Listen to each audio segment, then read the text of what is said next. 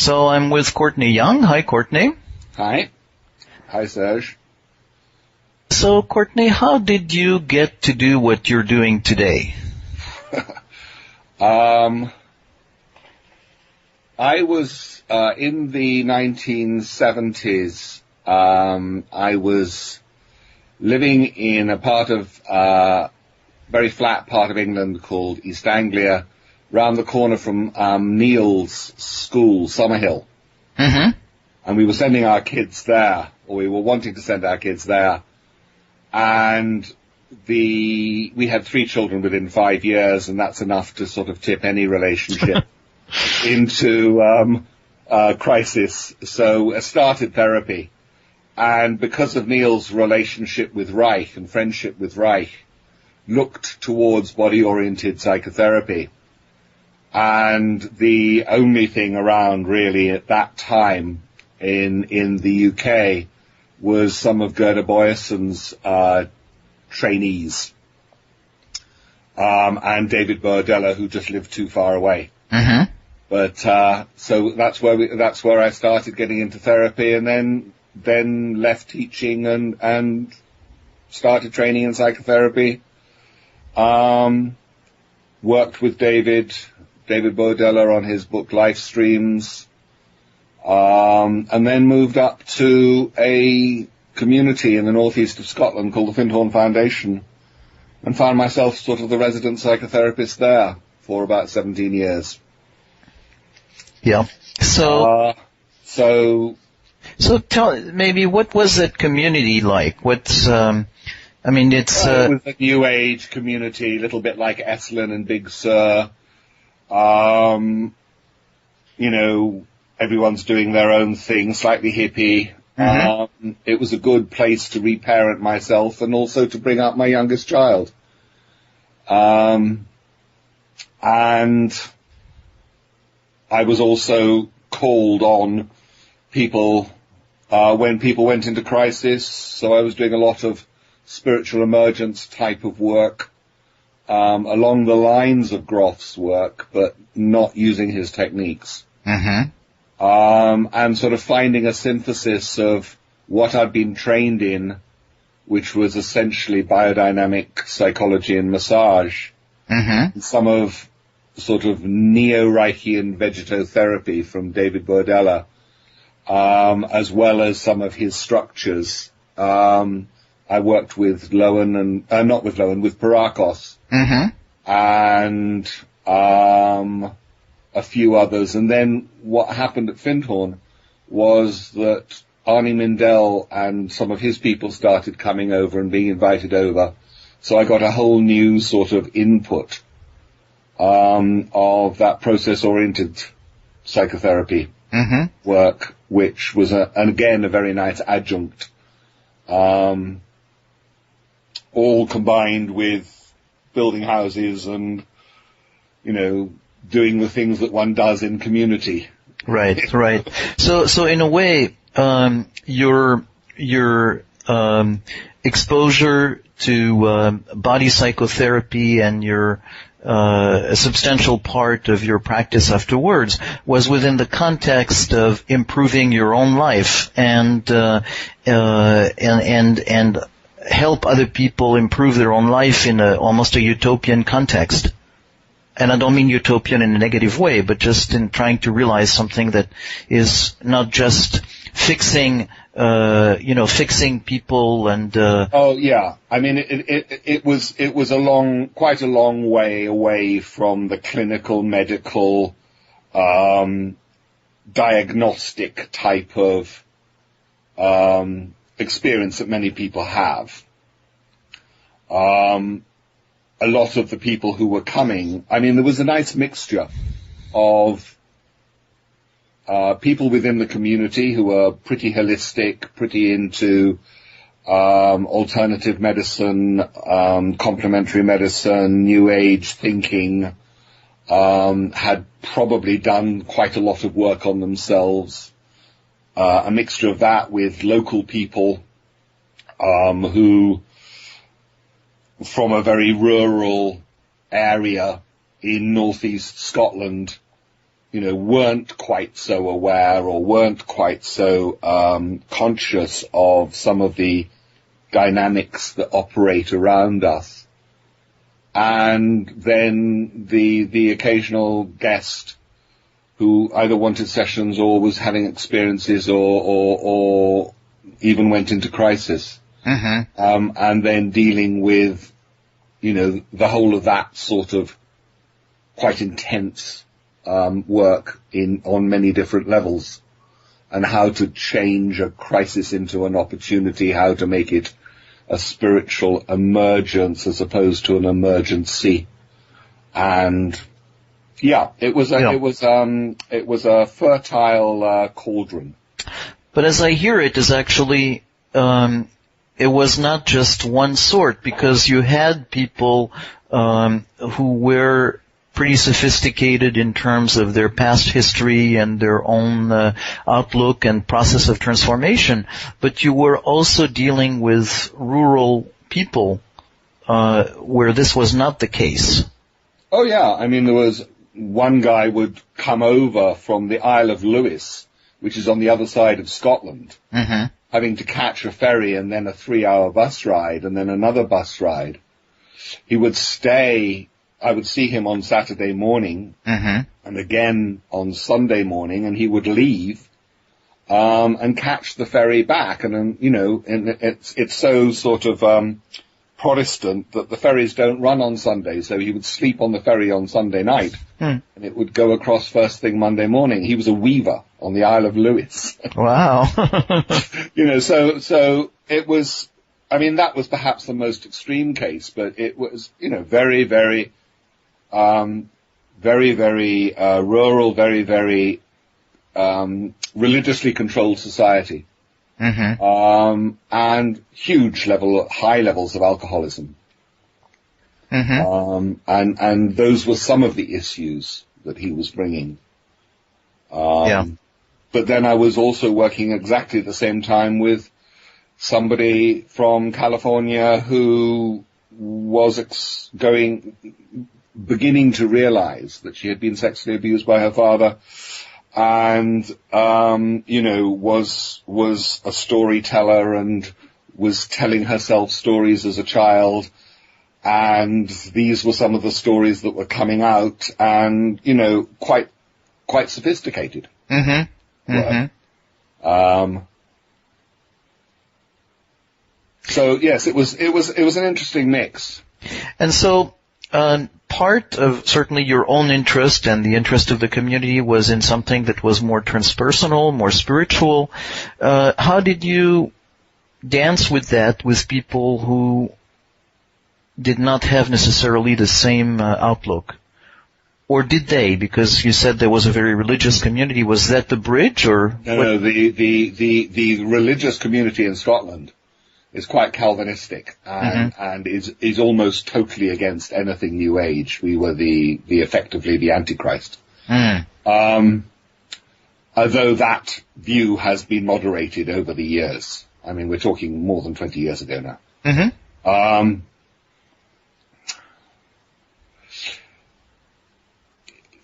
I think it taught me to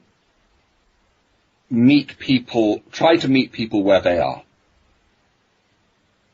That views that I may have are mine, and they're coming to me probably for something different. And so an amalgam or fantasy of what they think I'm about, but it's really trying to meet the person where they're at in that moment in time. And therefore, yes, some of these views are interesting, but they may not be pertinent. Yeah. So, of course, with the passage of time, my question may not be easy to answer, but is there an example that you might have of, say, a moment where you were realizing the difference between your views and the person you were dealing with, and of what did it feel like? How did you shift gears? How did you have a sense of creating a bridge? Well, on one level, almost all the time. because I think that when in therapy with somebody, as the therapist or indeed as the client,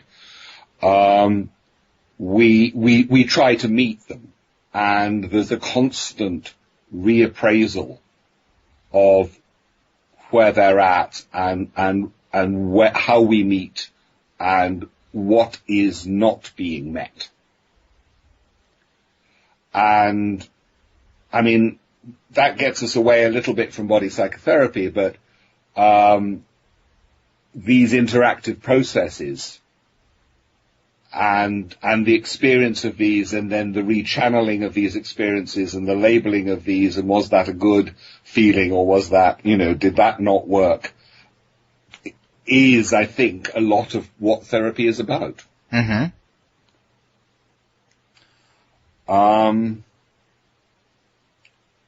I'm going to sort of divert away from that question a little bit, because what was also significant in those years was that about the mid-1990s, there was a whole political situation about body psychotherapy in the UK and in Europe, which really occupied me almost obsessively for about 15 years.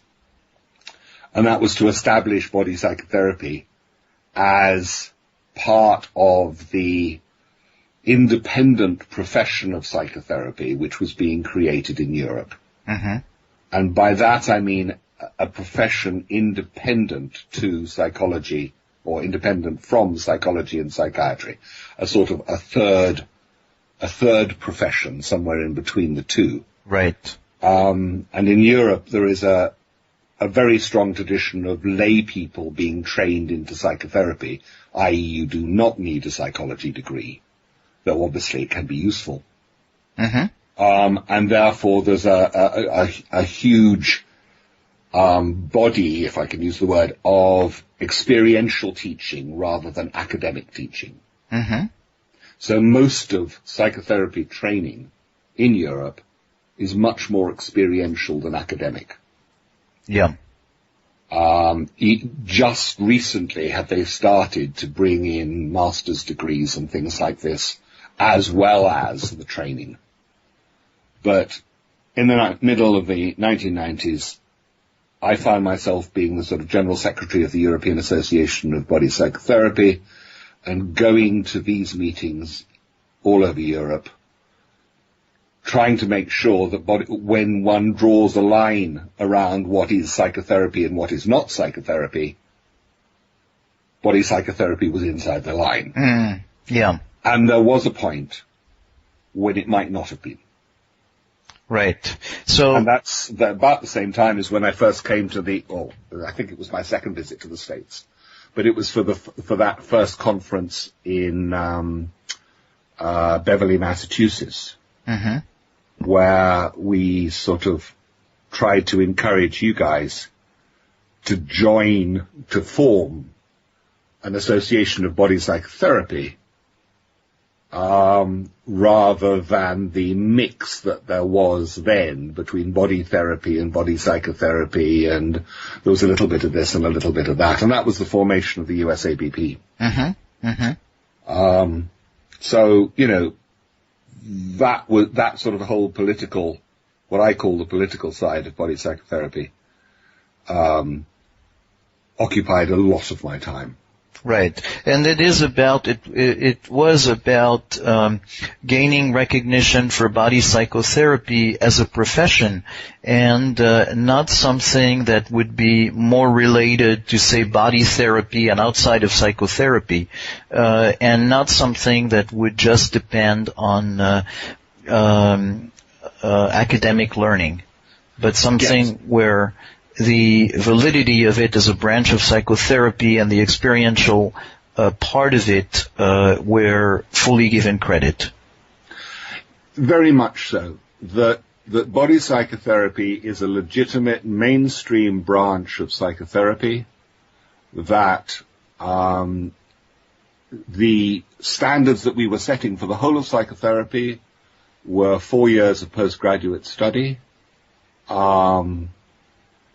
that body psychotherapy certainly fell within that there was sufficient then, and there's even more now, academic papers and books and journals and so forth to support this being seen as a legitimate mainstream of psychotherapy. Mm-hmm. And I'm glad to say now, particularly with movements, with the development of neuroscience and so on and so forth, that this is much more generally being recognized that body psychotherapy as a field has quite a lot to offer the other branches of psychotherapy. Mm-hmm. And I wish, if I had a wish for the US ABP, it would be to, form a division of the APA, a body psychotherapy division of the APA or something like that. Mm-hmm. And really get that established. And you're continuing to work on this. At this point, you're involved in the translation of the handbook of body psychotherapy. Well, not the translation, because my German is appalling. I'm the English editor of the translated parts, and the parts that are originally in English of the Handbook of Body Psychotherapy, which is edited by Gustl Marlock and Helga Weiss, and has came out in German in 2006. Mm-hmm. It's already into its second printing. So what we're looking now to do, we've got most of the chapters. I mean, we're talking when I say a handbook, it's a fistful, because it's 100 chapters and 1,000 pages. Wow. But those chapters that were originally written in English and then translated into German don't need so much editing. But the chapters that were originally written in German and have been translated into English do need editing. Mm-hmm. Because of the different language styles. So yes, that's my task for 2010. So, of course, as you're immersed into this, I'm assuming that a lot of the day-to-day preoccupations have to do with language and, clarity but what's it like for you to have been and continue to be immersed in so many different approaches? How does it influence your sense of what body psychotherapy is, your practice? Oh, well, I would now say that I do not have a particular approach of body psychotherapy. When I'm practicing, when I'm working with people, and interestingly enough, I work in the National Health Service in the UK, seeing people in doctors' surgeries. So I'm not allowed to touch. So I do body psychotherapy without touch. Mm-hmm. I'm seeing the whole person. And I'm not saying that other people don't, of course, but I'm seeing them also from a particular perspective. For example, when people are referred with anxiety and depression, mm-hmm. which I would say most people, maybe 70, 80% of them are, I see anxiety and depression from the perspective of an imbalance of the autonomic nervous system. Mm-hmm. A combination of life stress, possibly some unresolved grief issues, possibly some anxiety issues as well, but basically an imbalance of the autonomic nervous system. I teach that in the first session. Mm-hmm. I explain that to them. I say there's nothing wrong with you, but there's a whole lot that's gone on wrong around you. So I want to stop you here a little bit to go a little slowly, because in a way, that's a part of what you're describing here is actually there's an outlook that you look at it as in a way a symptom more than, quote, an illness. Oh, absolutely. And that part of what you do is, you say from the get-go, from the first session, is to teach people about it, so that you're also in the teaching mode, just in that, turning people away from the model of doctor and patient, where yes, they're coming. Even though I'm in a GP surgery, right, and they think there's something wrong with them because they've got to see a counsellor, or because they're on antidepressants, or because they've been diagnosed with depression and they've scored so much on this particular scale or that particular scale, there isn't anything wrong with them. Mm-hmm. Mm-hmm. And I think it's really important to, work towards, and when I say I teach them, I will teach them a little bit about the ANS, Mm-hmm. but I encourage them, I suggest to them ways in which they can rebalance that Mm-hmm. through exercise and relaxation. Right. And so we're immediately into ways in which self-empowerment, self-motivation, self-help techniques, what works for you, etc., etc. I'm not doing anything as a therapist. Mm-hmm. In that sense, doing anything.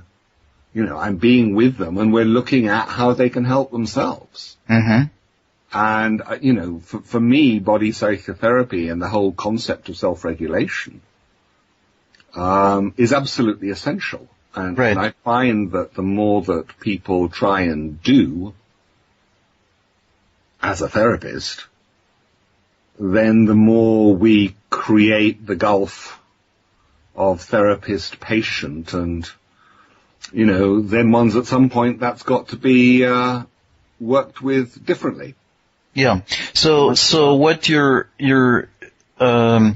doing your best to shift that model to one in which you are actually reframing the issue and then coaching or training the person to use approaches that help them experience the situation differently by retraining their ANS.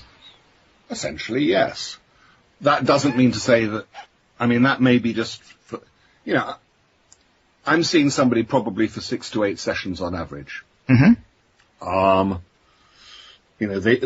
Whilst the clinics I work in don't have a rigid cut-off point, sometimes I see people for 20 sessions. Mm-hmm.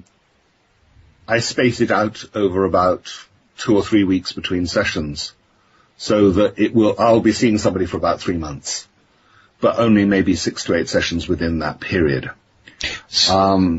It works. Mm-hmm. No, that's a very interesting. I think it's good that you mentioned this, because it gives a context.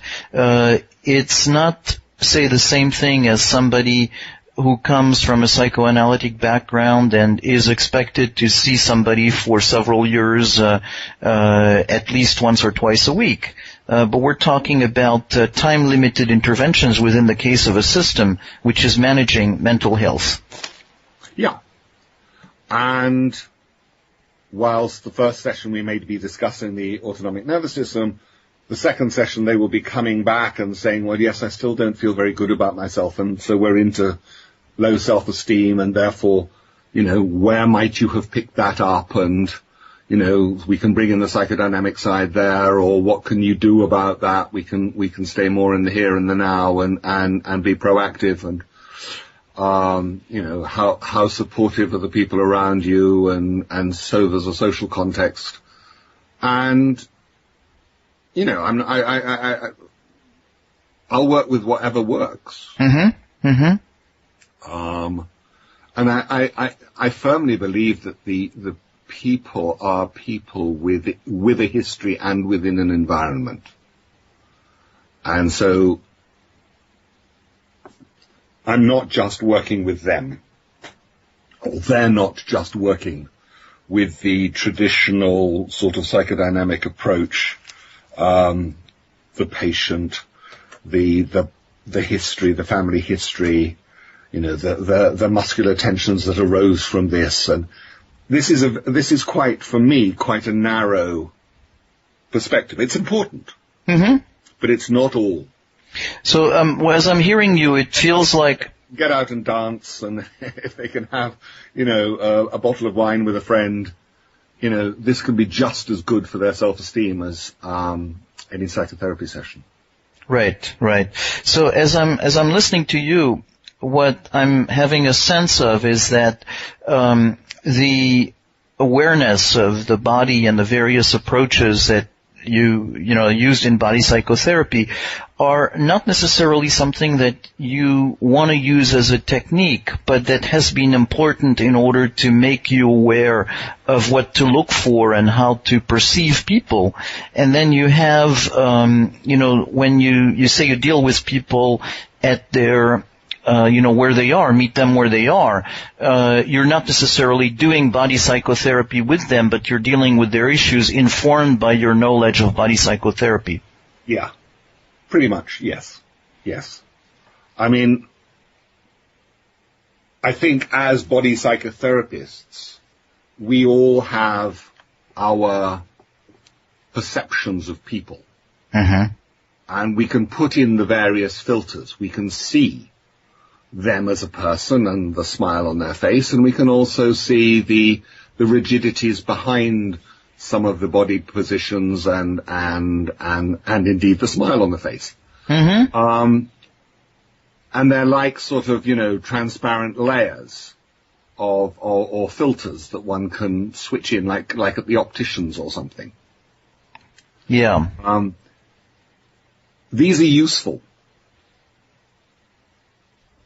And I think body psychotherapy has more filters, if you like, than some of the other psychotherapies. Mm-hmm.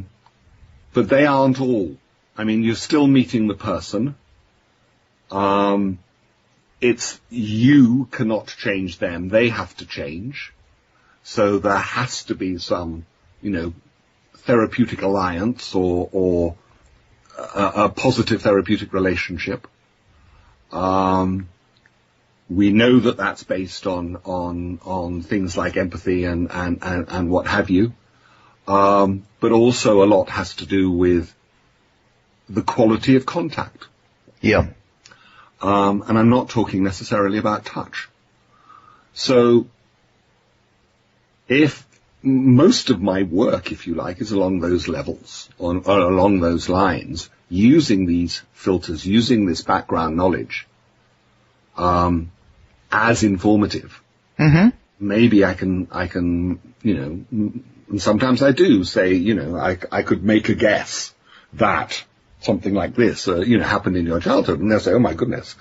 I say, well, I'm not psychic, but, I have experience. Mm-hmm. And it is just a guess. But if this was the case, then how could we work with this now? If, for example, your socialization by your parents did diminish your self-esteem, that you weren't made to feel very important or liked or whatever, Mm-hmm.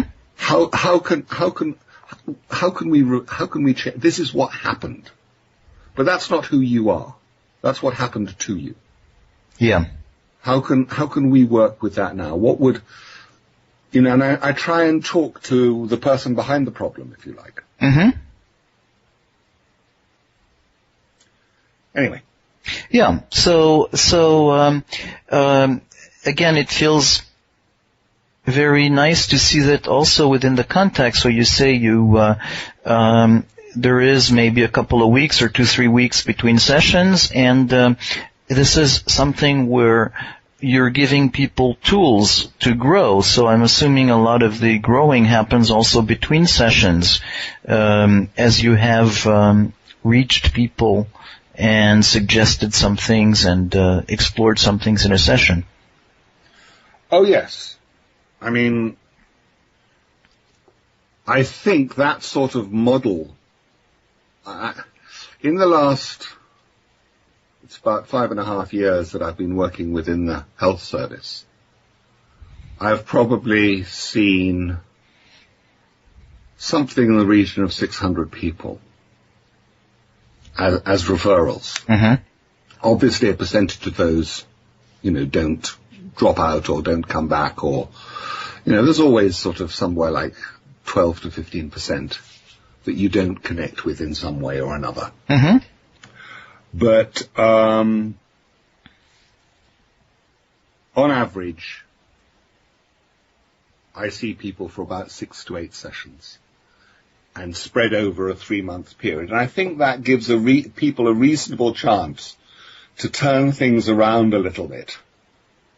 And certainly if they start off by doing some aerobic exercise a few times a week and also some reasonable, decent relaxation, 8 or 9 times a week for 2 or 3 weeks, the next time you see them, they come back saying, oh, well, I'm feeling myself, this is me again. Mm-hmm. And I've still got this problem. My husband's left me or whatever it is. But, they are back as a person. Right. Rather than being there as a distressed patient. Right. And so it's interesting because you are looking, as you say, at the person behind the problem, but you're also very conscious of the problem being the specifics of this person's problem plus something that is a society where we live, where, say, anxiety and depression are going to tend to be prevalent. And you are, in a way, giving people some hygiene to find a way to deal better with these circumstances, so that they're going to get more of their resources to deal with the problems. Yeah, I'm not quite sure how you're using hygiene, but let's not get caught up with words. Certainly, I was referring to the biggest problem in Scotland is the Protestant work ethic. Right. And it may be in America as well, that we get caught up into the should rather than, seeing it as, yes, well, I could do this and I could do that. What works for me? Mm-hmm. And people sort of surrender. I mean, it's very understandable with children and mortgages and, bosses and maybe 1 or 2 jobs and all sorts. And I've done it. I've got trapped like that myself. Mm-hmm. But it doesn't help them. None of that helps them to be a person. And so somehow you've got to, in my book, start talking to them as a person. Mm-hmm. Start being a person with them. If you like, modeling in their imagination initially what that could be like, given their situation. They're not gonna all go off to Findhorn and drop out or whatever. It's but how could they be a bit more autonomous? How could they express themselves a little bit more strongly? How could they feel better about themselves? And so we're moving into a sort of what I call a felt sense of being. Yeah. And I think, if I have a method or if I have a goal, it's to encourage people to experience that felt sense of being. That sounds very beautiful, and it's very nice, as you're describing that expression of the felt sense of being, and also relating it to specific tools that can help them experience more of it or access it. Yeah, and it could be as simple as, like, when did you at the moment we've got deep snow. When did you last go sledging with your kids? Right.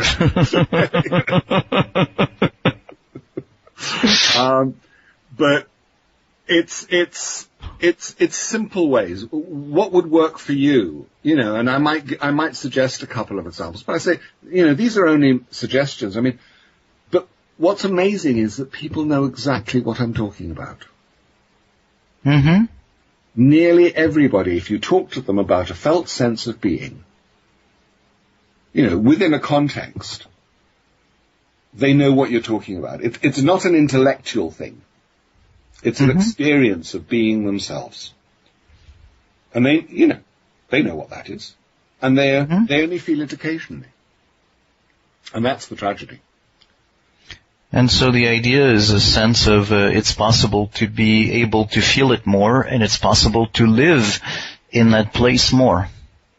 Well, hopefully it's possible to live. I mean, as I say, with credit crunches and mortgages and everything else, it's damn difficult. Yeah. Because they take you away from yourself. But if you can reconnect with yourself more and more, like do a little bit of autogenic technique on the bus on the way to work, or, join a Tai Chi class with your husband or something and start doing something together. Would this make you feel better about yourself? And if it would, fine, go do it. Right. It's available without you having to change your whole lifestyle. Yeah. Yeah. And in that sense, we're very, very privileged. This recording is part of the Somatic Mindfulness and Relational Psychotherapy podcast. See the website relationalimplicit.com.